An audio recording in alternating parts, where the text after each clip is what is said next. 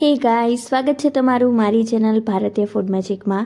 આજે હું તમારા સાથે શેર કરવાની છું લસણની પાલક ખીચડીની રેસિપી। અને આ ખીચડી છે એકદમ ટેસ્ટમાં ખૂબ જ ટેસ્ટી લાગે છે અને આપણે એના ઉપર એક સ્પેશિયલ વઘાર એડ કરશું એનાથી તો આ ખીચડીનો ટેસ્ટ બે ગણો થઈ જાય છે। અને બાળકો પાલક નથી ખાતા હોતા અને ત્યારે શિયાળામાં પાલક ભરપૂર પ્રમાણમાં મળતી હોય છે। લીલું લસણ, લીલી ડુંગળી શિયાળામાં ખાવાની ખૂબ જ મજા આવે છે, તો આપણે એનો ઉપયોગ કરી અને આવી ટેસ્ટી લસણની પાલક ખીચડી બનાવશું। અને તો ચાલો ઝડપથી એની પ્રોસેસ જોઈ લઈએ। એના માટે મેં ચોખા લીધા છે। ચોખા 1/4 કપ લેવાના છે અને મગની દાળ એ પણ 1/4 કપ લેવાની છે। અને આપણે દાળ અને ચોખા છે ને 2 થી 3 વાર પાણીથી ધોઈ લેવાના છે અને પછી આપણે એને સાઈડ પર રાખી દઈશું। હવે પ્રેશર કુકર લેશું અને એમાં પાણી એડ કરવાનું છે 1/2 ગ્લાસ જેટલું। અને પછી આપણે જે દાળ અને ચોખાને ધોઈને રાખ્યા હતા એ આમાં એડ કરી દઈશું અને સ્વાદ મુજબ મીઠું એડ કરવાનું છે।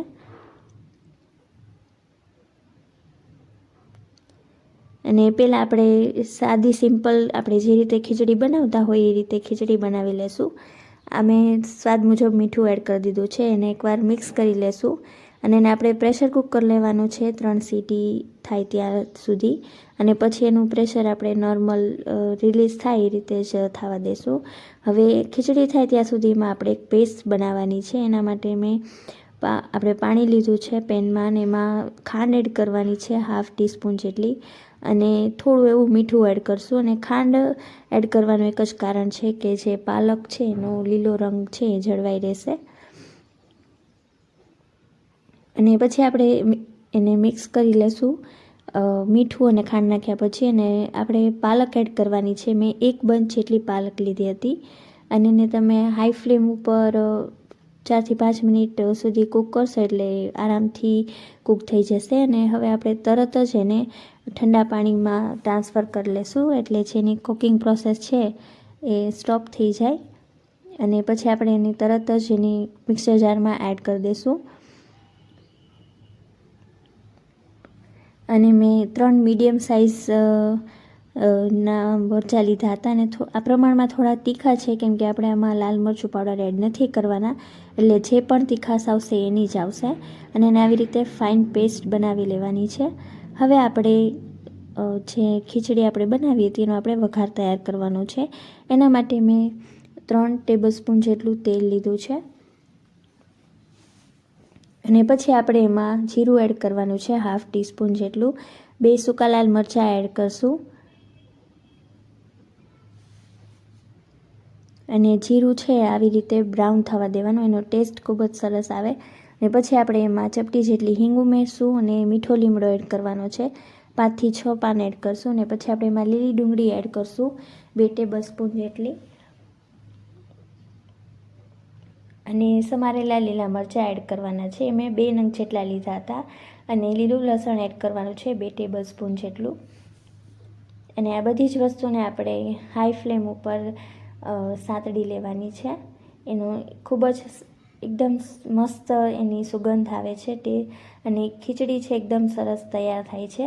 અને પછી આપણે એમાં બાફેલા વટાણા એડ કરશું। મેં 2 ટેબલસ્પૂન જેટલા લીધા હતા અને પછી આપણે જે પાલકની આપણે પેસ્ટ બનાવી હતી એ પેસ્ટ એડ કરી દઈશું। અને હવે વઘારના ભાગનું આપણે મીઠું એડ કરવાનું છે અને સમારેલા ટમેટાં એડ કરશું। મેં મીડિયમ સાઇઝનું નાનું ટમેટું લીધું હતું અને આ બધી જ વસ્તુને આપણે એકદમ સરસ રીતે મિક્સ કરી લેવાનું છે 1 થી 2 મિનિટ માટે।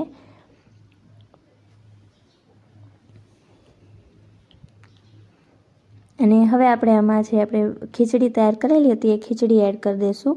અને તમે આમાં બીજા કોઈ પણ મસાલા એડ નહીં કરો તો પણ આ ખીચડી એકદમ ટેસ્ટી બને છે। અને આમાં જે પણ કંઈ તીખાશ આવશે એ લીલા મરચાંની જ આવશે એટલે ખાવામાં ખૂબ જ ટેસ્ટી લાગે છે।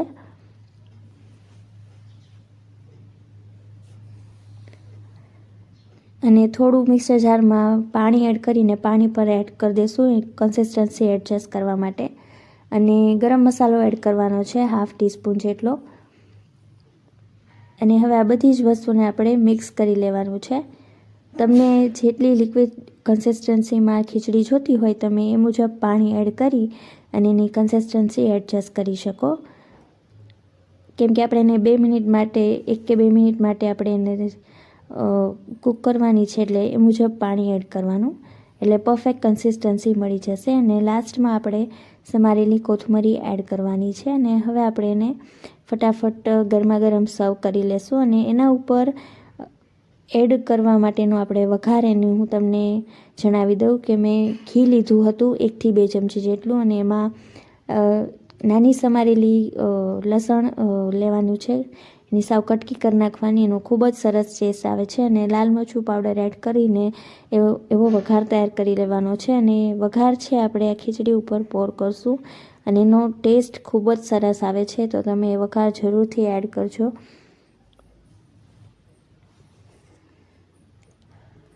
અને ટેસ્ટમાં આ ખીચડી ખૂબ જ લાજવાબ બને છે. અને તમે ઘરે આ રેસીપી જરૂરથી ટ્રાય કરજો અને તમારા રિવ્યૂઝ મને કમેન્ટ બોક્સમાં જરૂરથી જણાવજો. અને જો હજુ તમે મારી ચેનલને સબસ્ક્રાઈબ ન કરી હોય તો જરૂરથી કરી લેજો, જેથી તમને મારા વિડીયોની નોટિફિકેશન સૌથી પહેલાં મળી જાય. અને વધુમાં વધુ આ વિડીયોને બધા લોકો સુધી શેર કરજો, કેમ કે મને તમારો ખૂબ સારો એવો સપોર્ટ મળી રહ્યો છે અને મને હજુ તમારા સપોર્ટની જરૂર છે.